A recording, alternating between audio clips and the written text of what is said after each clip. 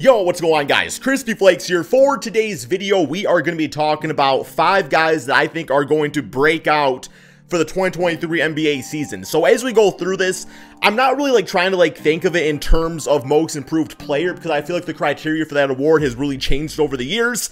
It used to be guys that were drafted late first round, second round, stuff like that, and just had these great, gradual, but sometimes really actually elite improvements very quickly, man. And Ja Morant, shout out to him, very, very talented player and everything like that. I absolutely love Ja Morant, but I just feel like the criteria has changed where it's not going to really make much sense if I go based off most improved players. So I thought that Breakout, with the exception of one of these guys, but I think he's gonna break out like that.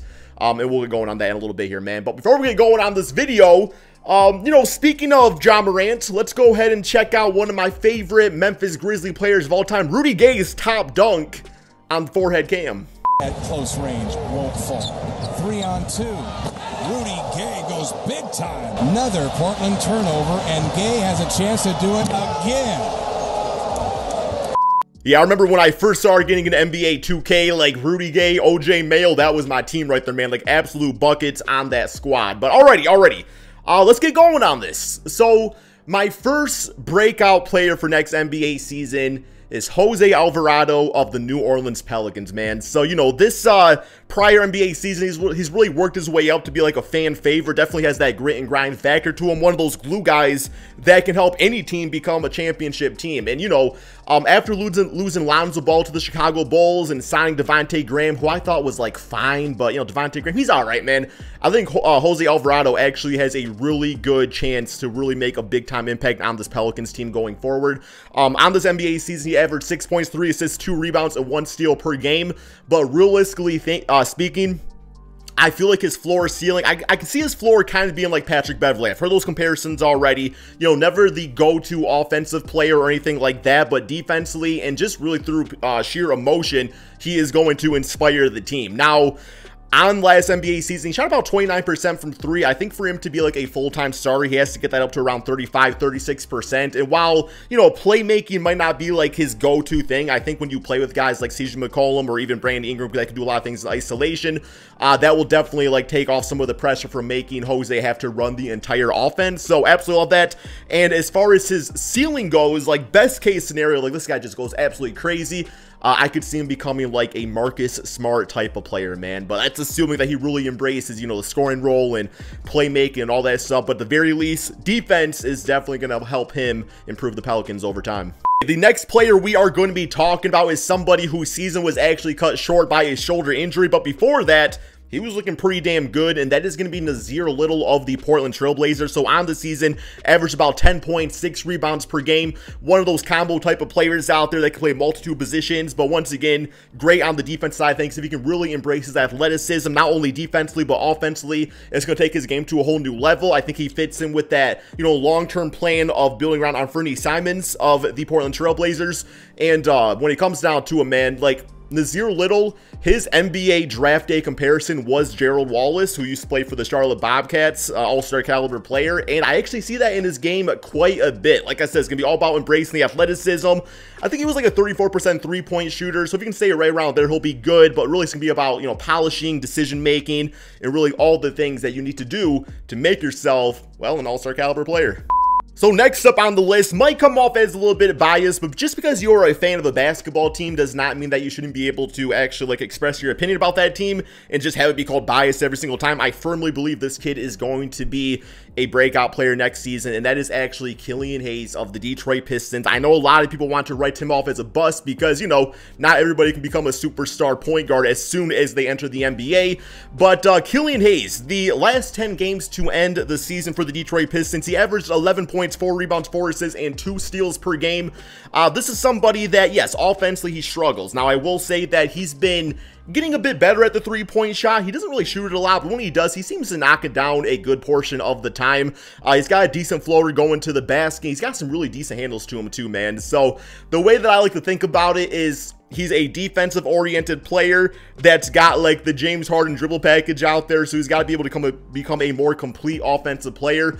But I will say, as far as Killian goes, my absolute ceiling for him, if he can become this caliber of player, I would be so happy, man.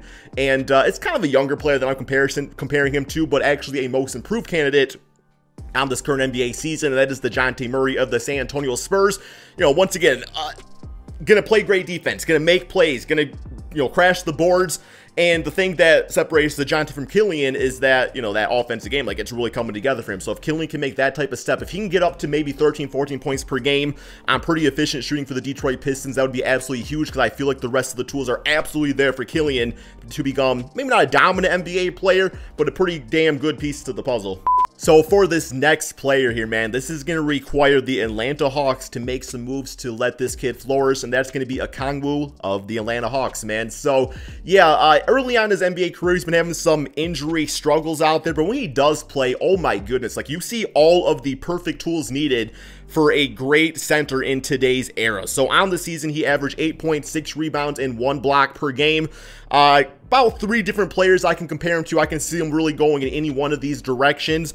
I think the best version right now, offensively and defensively, if he can become like a Bam Adebayo type of player, he's got the athleticism to do so, but, you know, like a 6'8 center that can be great defensively, but really works on the mobility and the handles and everything, getting to the basket.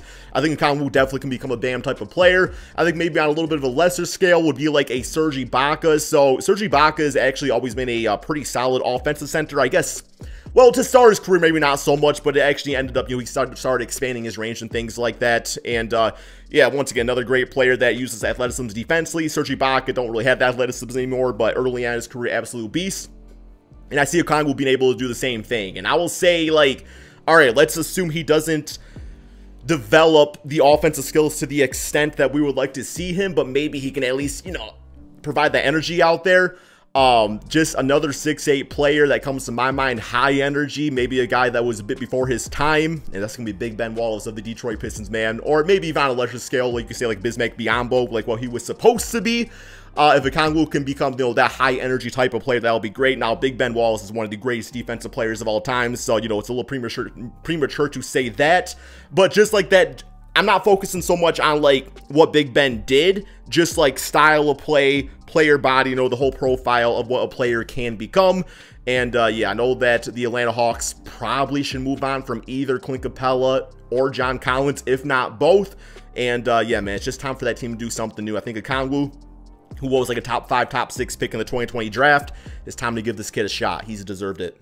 And then for my final player, this is the one where he kind of goes against like the breakout, because this kid already kind of broke out when he was traded to the Indiana Pacers, and that is going to be Tyrese Haliburton, man. Yes, Tyrese averaged 18 points, 10 assists per game for that Pacers squad. And the reason I have him included on here is because, you know, 18 points, 10 assists, that is fantastic. But now him going into this offseason, we know he's got the leadership qualities. We know he has the loyalty. We know that the Pacers are starving for a player to build their franchise around. Like, Sabonis was good and everything like that, but he was never able to get them to where they wanted to go.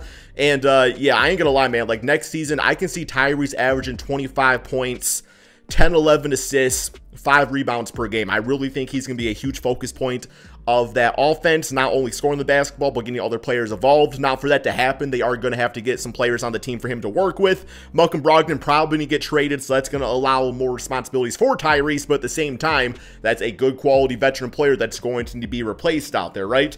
And as far as Tyrese's ceiling, dare I say, like a better scoring version of Jason Kidd. Both about 6'5" guards out there, know how to use their length. You know, Jason Kidd I don't think was as good offensively as Tyrese Haliburton can be, but as far as just the overall basketball IQ, I totally see it, man. So yeah, those are 5 players. Now, obviously, that's not the only 5 players that can break out next season. You guys let me know in the comment section below if there's a player I missed or a player you just want to bring light to in the comments. Thank you all so much for watching. Be sure to drop that like, subscribe if you're new to the channel, and peace out, my friends.